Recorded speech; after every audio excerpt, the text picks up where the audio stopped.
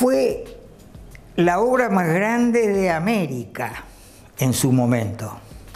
Es decir, el túnel, por plata no tanto, sino por la calidad. El único túnel en el mundo fundado en lecho de arena. Todos los túneles de Inglaterra, Europa, todo eso están en roca. Es decir, que es fácil apoyar en la roca porque vos estudiás cuánto soporta la roca y le metes el túnel.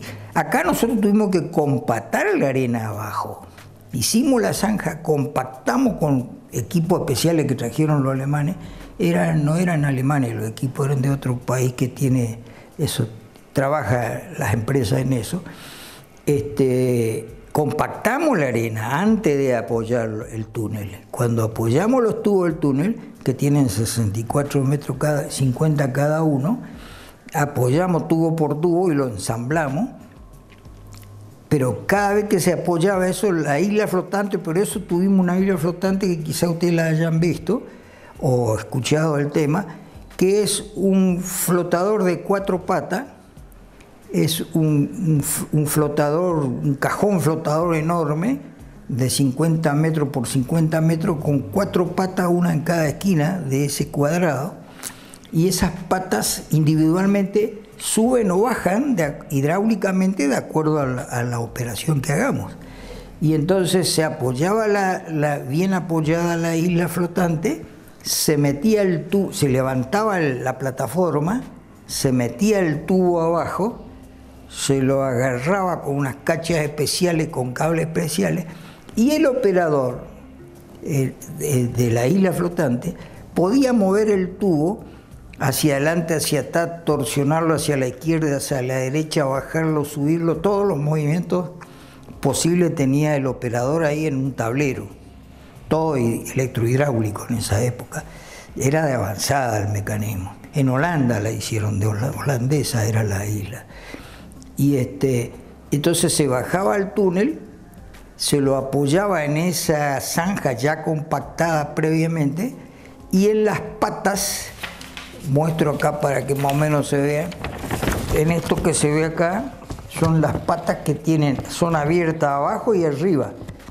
Es decir, que esas se apoyaban. Venía la draga, le tiraba arena a esas patas, y teníamos un equipo flotante con unas agujas vibradoras especiales que se metían por arriba de esas patas, por ese agujero de arriba, y se vibraba. Entonces, 3 patas a un lado y 3 patas del otro se compactaban firmemente con esas agujas vibradoras, y teníamos la ventaja de controlar cuál era la compactación lograda, porque los alemanes trajeron una pastilla radioactiva que se ponía, enterraban la arena por ahí, no sé la distancia, y tenían un receptor a tal distancia.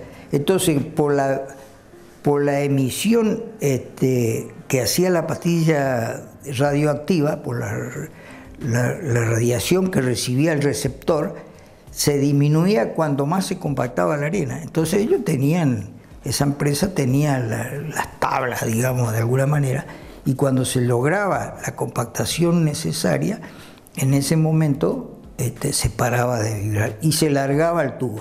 Y venía la draga y se le tiraba arena y se compactaba la arena también arriba, ¿no? Y el ingeniero Juan Seba es una persona que conoce de primera mano todo lo que pasó en esa época, lo que significó la concreción del túnel. También hemos hablado con él sobre la ciudad de Federación, ya que fue director técnico y supervisor de esa obra.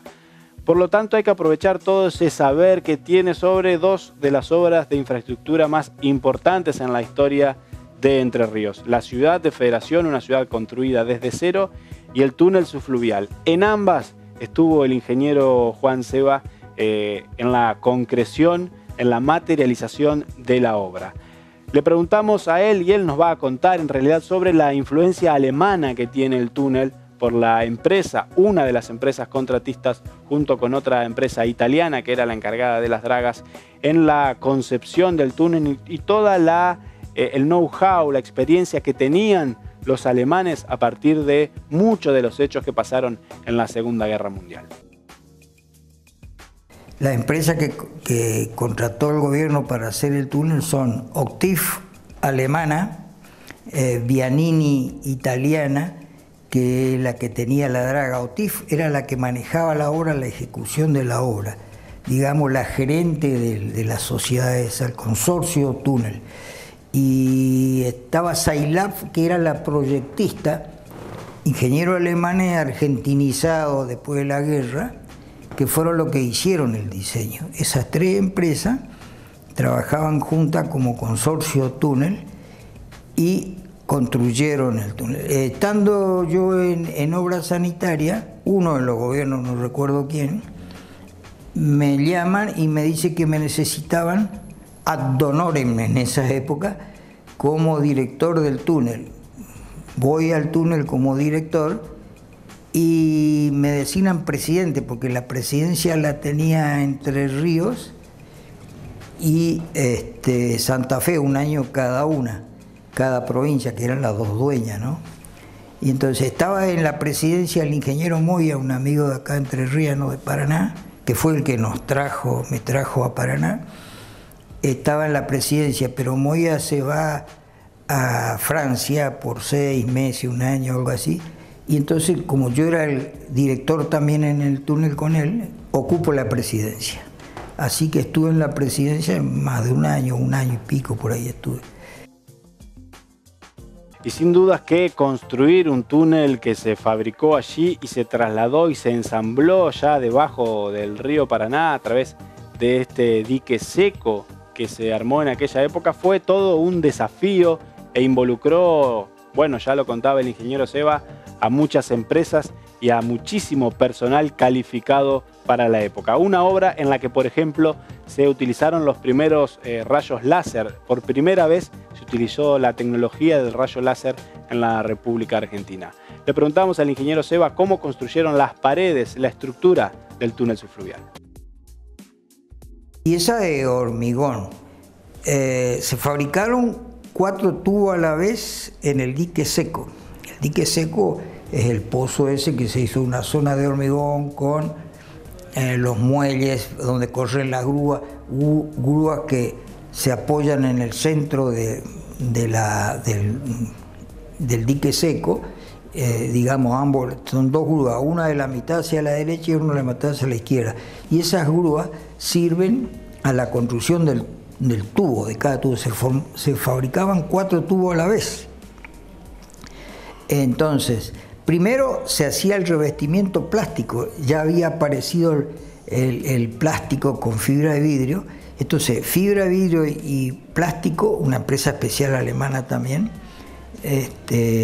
vino y el molde de abajo se forraba con el plástico.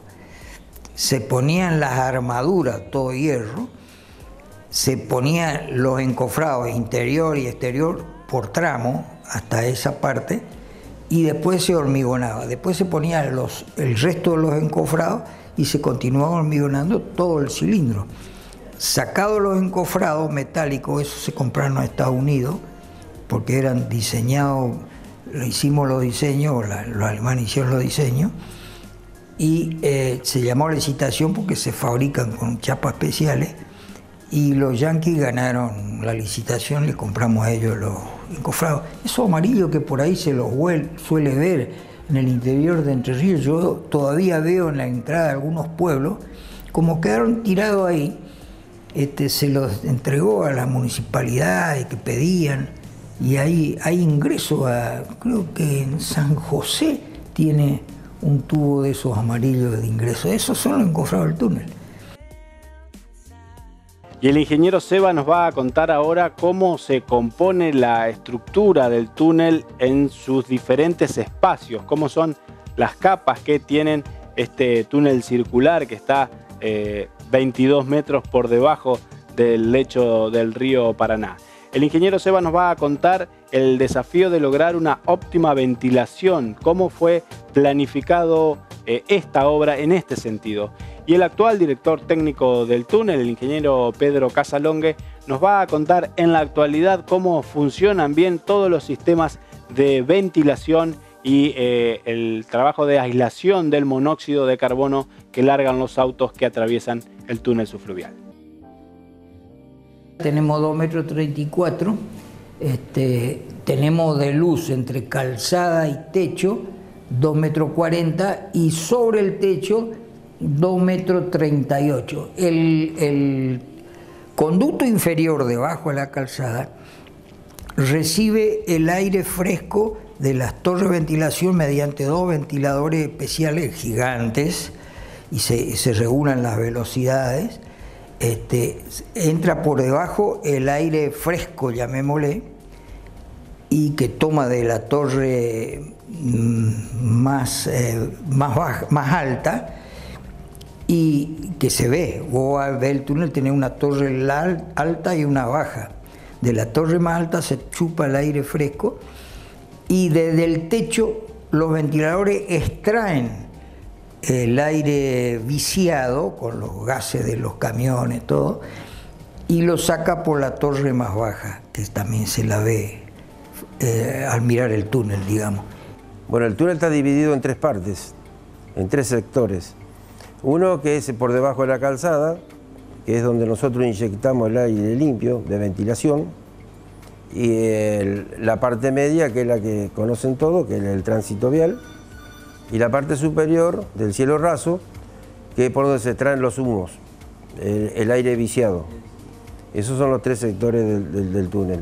Nosotros disponemos de una ventilación forzada, que se llama de tipo transversal, que es actualmente se usa mucho también en túnel porque es muy eficiente. No tenemos posibilidades de incrementar la ventilación.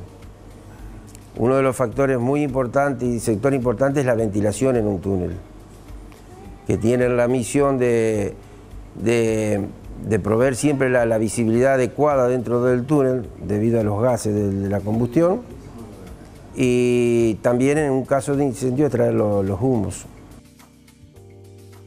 Y todo este sistema de ventilación ha sido mejorado con nuevas tecnologías. Desde el año 69 a la actualidad se han desarrollado mucho en este sentido y el director técnico del túnel, el ingeniero Casalongue, nos va a contar cómo trabajan en la actualidad el sistema de ventilación con los sensores que se ponen en funcionamiento. Disponemos de 4 sensores de visibilidad en el interior túnel y de 6 sensores de monóxido, que son los que dan la orden a la ventilación y le fijan las velocidades. Las velocidades pueden variar entre 300 y 1000 vueltas. O sea que generalmente cuando el tránsito es poco, están en una mínima velocidad y están esperando la orden de los sensores para subir la velocidad. Ese sistema, aparte de lo operativo, nos ha brindado un gran ahorro económico y energético.